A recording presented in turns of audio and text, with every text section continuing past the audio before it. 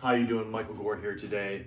Going to continue this series that I started a few days ago with the first video about where to create your boundaries from. And this video is going to be about what boundaries are actually doing in your life. So this is the most difficult part I found for people, what I found for myself actually, and other people, but I found for myself personally is to have these boundaries that actually dictated where my life was going. So, for me personally, it took a very long time to understand how important and how empowering boundaries were. And boundaries are not walls to keep people out or keep things out in regards as to relationship, other things, but relationship mainly with myself and others. But it's knowing where you stand with something so you can make a decision. And a lot of times, I know for me, and I'm not going to go into the psychology of this, but a lot of it came from not feeling empowered as a child, right? Not feeling empowered that I can make a decision and it's okay that, if I make a mistake, if I make that decision and it's okay to make that decision, and it's okay if it didn't turn out the way I wanted, or it's okay that I was wrong with that decision. I never had that feeling of empowerment to even make that choice. And we talked about having a choice last week. And so for me, it's taken a very long time to understand this concept that we create our realities. And I'm pretty sure I talked about it last time about how you subconsciously will create that reality for that boundary to come forth, but you actually don't need that exact situation or that trauma or trigger to actually be the thing that implements the boundary. It can come up in many ways as long as we are conscious of it. So let's talk a little bit about how boundaries create your reality. So the first thing is that we have to understand is that by not having a boundaries in our life about, what we want in our life, we are letting other people dictate how our life should go.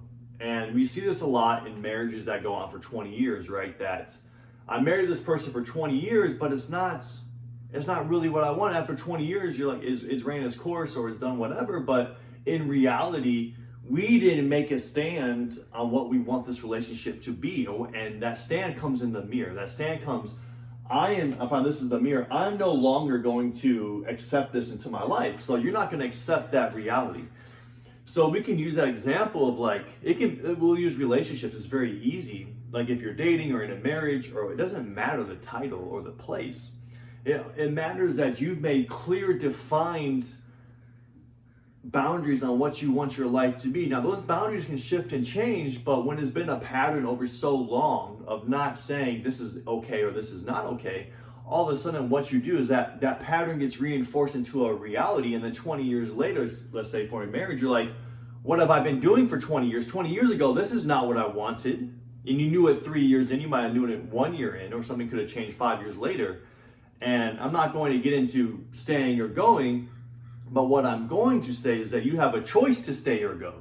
And that choice has to be based upon what you want in your life and what you're willing to give up to get it. And those choices have to be based on values like truth and honesty and gratitude. Like gratitude is more of an emotion, but it has to be based on some type of higher emotion or value. And we have to be able to dictate what that means. What does love mean? What does trust mean? These are things you have to ask yourself. And you have to understand that it's not good or bad. This is what I want. And if it ends up being good or bad for the other person, that's not up to me. I just know it's good for me. And that's the hard part of having boundaries, is the accountability to what you say. And for me personally, I would say things, but I wouldn't live up to them, because it's not really what I wanted, it was what somebody else wanted. And this is not to bash anyone that I've been with, or I'm not even talking personally. Could be a friendship or a relationship. This is not a personal thing. I'm just talking about myself, I didn't say what I needed. And maybe I did, and this probably comes for a lot of people, is you say what you need, but you never actually follow through with what it takes. And so you see these people, relationships, especially when we're younger, of people like keep going back and like, well, that's not what I wanted, but I think it can change. And it's what boundaries are you making so that trust can happen with you and that person if you do want that relationship? And a lot of times we violate our own boundaries because we don't even know what they are. So let's talk about that a little bit. So if that helps you understand how you're creating your reality from your choices, it's not a positive thought. It's not like, oh, I was thinking it'll get better. No, it's you're feeling into action. And that action really about saying no right now, just no right now, is the action it takes to create and hold that space for whatever comes into your life. But you're creating the environment of your world by saying no. So, for example, the first thing you want to do is acknowledge who you have been and what you feel like. If you're in a relationship, we're just going to talk about relationships today. If you're in a relationship and you can't acknowledge you're feeling this way, and you can't just sit with it and not have the answer of why you're feeling that way, but just write it down, well then you can't acknowledge your own truth. You understand? You can't acknowledge of where you need to be or where you want to go because you can't even acknowledge how you feel in the relationship. You're not autonomous. You're codependent. So you can't even be autonomous about how you feel. So once you acknowledge who you have been and what you feel like, because those things create the relationship or reality you are in, because you haven't said no to it yet. Does that make sense? So because you haven't said no to that reality, you're still in it. So once you say no to it, all of a sudden you have a boundary. That's not what I want in my life. I don't want to be talked to this way. I want to be touched this way. I want this. Now, I'm not, there's a bunch of work involved, but I'm just talking about merely stating to yourself what you're going to accept or not. Am I going to accept this reality in my life? Or am I going to say, no, I don't want to accept this reality. Now, if you want to be in my intimate and close personal space where I want love to live, well then, this is what is required to be in that space. Because it's about what I want. And sometimes you and the other person don't agree on what you want, but you still try to make it work, but there's still the core issue. You never agreed on what you wanted. And you're not willing to hold each other or hold yourself, more importantly, accountable to what you want or what you both want. You see, you have to say what you want or what you don't want so you can hold yourself accountable. And you need to get real clear about the other person, what they want, so you can say, this is what you want. Okay, you're not doing this. So that's a problem for me. So I'm not going to engage in this relationship until we come to an agreement that we are going to do this. So you see, now you create a doorway for the environment instead of a wall. You create a doorway for some boundaries, and that's another word for a doorway. Now I can come into this door, or they can come into this door without all this emotions and love and all. It's very easy. Well, I want this. So like, for example, like, I want to be touched this way. Okay, your partner's like, maybe they feel very uncomfortable with touching that way. But that's the truth. Like, so you see, if someone can acknowledge that, if you can have an honest conversation about, hey, I want to be touched, and your partner can say, it's really uncomfortable for me to touch you that way because I don't know what I'm doing, or I don't know what it feels like, or it makes me get in touch with myself, and I don't like that, like it's new to me. Like, the more honest we can be, the more you're going to open up your relationship. Because every time you're honest with the other person, vulnerable honesty, meaning I'm going to tell the truth and I don't know which way this relationship's going to go. It's going to go break up or it's going to stay. But you're going to be honest about it. And the more of those conversations you have, the more clear your future gets. Because you're very clear about what you want and what you don't want, and you're telling the truth about it, and you're allowing the other person to give you the information to whether they want to stay or go with that. And you already know where you're at. It's very simple in contextualizing it, but it's very difficult emotionally, right? We get, oh my God, what are they going to think? What with this? And that's where we go back to the fly analogy. It doesn't matter if the fly thinks landing on you because you smell good or because you smell like shit. The point is that it's attracted to you, and you can do whatever you want with that, but you know you're attractive and you're going to go that way. So it doesn't matter what the fly thinks. It just matters what you think. And if you think you're attractive, well, the fly is going to be coming to you either way. And you can say if you want it to come to you or you don't, because you know the truth. The truth is that you're attractive, right? So after you acknowledge who you've been and what you want to feel like, you got to write down who you want to be and what you want in your life. You have to. You got to write it down. It's not about, I'm going to have this on this day in this point of life. Like, you can never dictate when or how. You never can. You never can. You just have to write down who you want to be. Do I want to be a person that loves? Do I want to be a person that feels shameful about what they want or guilt about what they want? Do I want to be a person that's grateful in the most darkest of times? Well, that's going to require some real introspective work.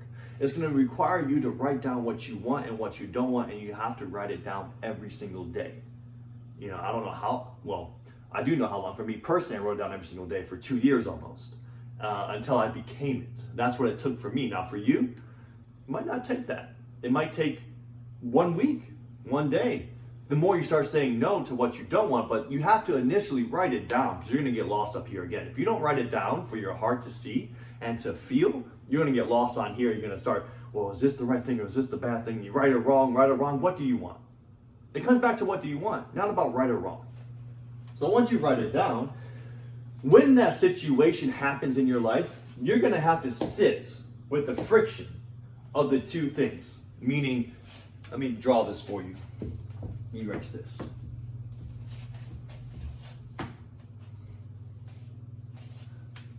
Once you write down what you want or who you want to be, we're going to come back to this. The past writes who you were. The past is who you were. The present, we'll get to that in a second, and the future. Sit with the friction of these two in the present moment. And this is how you heal. This is how you become who you want. And this is how you become empowered to reach your dreams. This is it right here. Your past and your future are going to come to a friction point in the present moment. And in that friction point, this is what every psychologist, this is what everyone talks about, is trauma, right? You have to make a decision about what you want in your life. And when I say about what you want in your life, you have to make a decision about what kind of life you want to live in. Do I accept this life that I'm living, or I'm going to go forward with the life I want? Now, a lot of people will accept the life that they're living, and they'll go through this cycle. I'm going to go past the present with all these feelings. These feelings are going to come up. I feel shameful. I feel guilty. I don't know if it's right or wrong. You start thinking with your head and drive yourself crazy. You don't know what to do until you outburst and you do something like, I don't know, you go drink or you go do something intense because you don't know how to process it.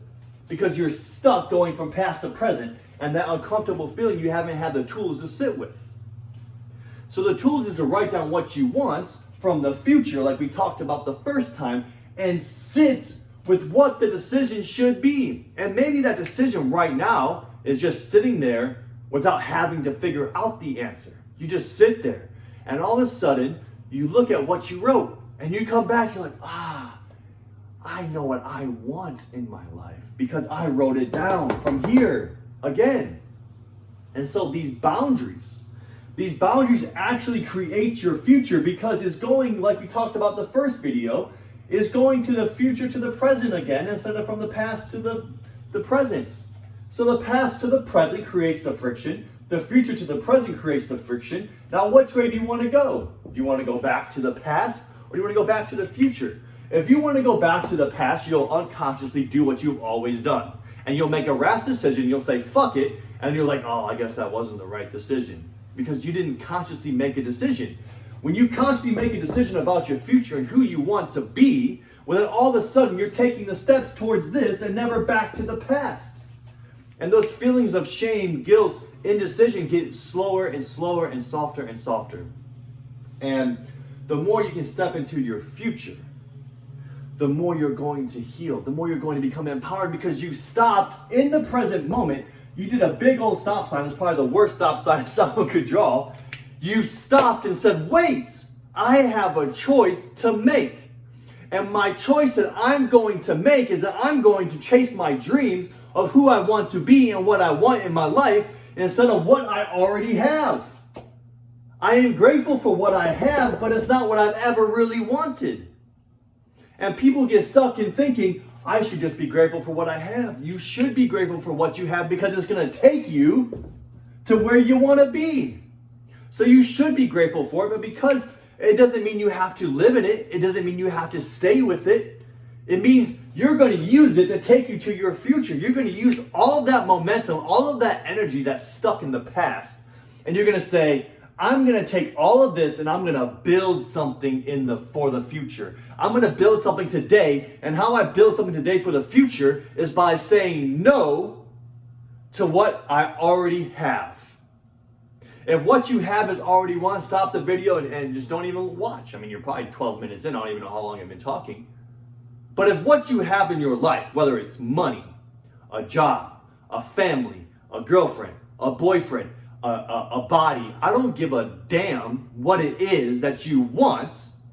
If you don't have it today, and I promise you everyone is always looking for something, if you don't have it today, then all of a sudden you have to make a choice about how to get it. And how you get it is by start making decisions by who you want to be and not who you were. And I'm gonna apologize for the lawnmower in the back. The HOA is taking care of all the stuff, and I just want to end on this because of that, is that make a decision, make your boundaries on who you want to be instead of who you were, because you'll always come back to who you were instead of who you want to be. So that's how boundaries create your reality. That's some steps you can take to start creating the world you want to live in. And once you understand you create it, you're going to love it. I promise you, you're going to love it. So once again, thanks for tuning in, and look forward to hearing some comments and some feedback from you guys. I'll love to engage with you, so go ahead and leave any comments. If you want to, subscribe to my YouTube channel, subscribe to my newsletter. I put out content every single week on my newsletter. Just little blurbs for you to think about and become conscious about, and to ask yourself and to reply to me and to become engaged with me. So thank you for your time, and thank you for watching, and I'll catch you next week.